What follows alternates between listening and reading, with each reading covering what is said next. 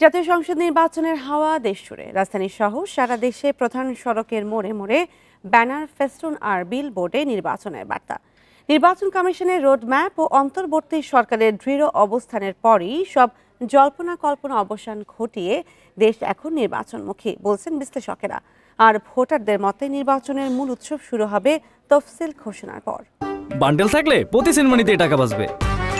বিকাশ send money bundle কিনে জিতুন প্রতি লেনদেনে। আসন্ন ত্রয়োদশ সংসদ নির্বাচন 2026 সালের ফেব্রুয়ারিতে। এর 2 মাস আগে তফসিল ঘোষণা।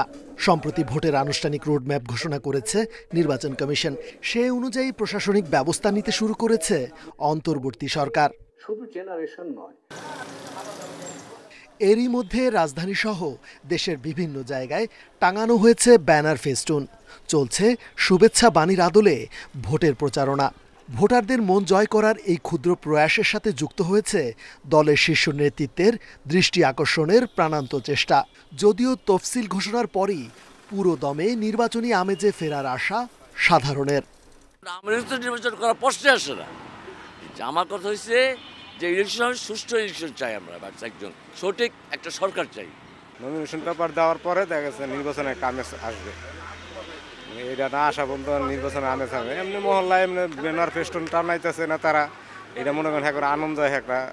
বিশ্লেষকরা বলছেন নির্বাচনী আমেজ তৈরিতে অনেকটাই সহায়ক হয়েছে নির্বাচন নিয়ে অন্তর্বর্তী সরকারের দৃঢ় অবস্থান।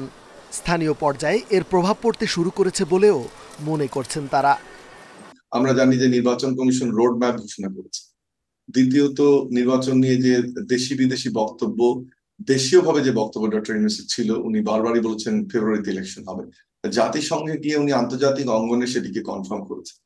আর তৃতীয় হচ্ছে যে নির্বাচন কমিশন নির্বাচনের আগে যে ধরনের আলামত আমরা দেখি, যে স্টেক হোল্ডারদের সাথে মিটিং, সেটা সুশীল সমাজ হোক, সেটা শিক্ষাবিদ হোক, বা তাদের কর্মপরিকল্পনা বাস্তবায়নে তারা যে রোড ম্যাপ তৈরি করেছে, তার মধ্যে তারা পুরোপুরি এগিয়ে যাচ্ছে।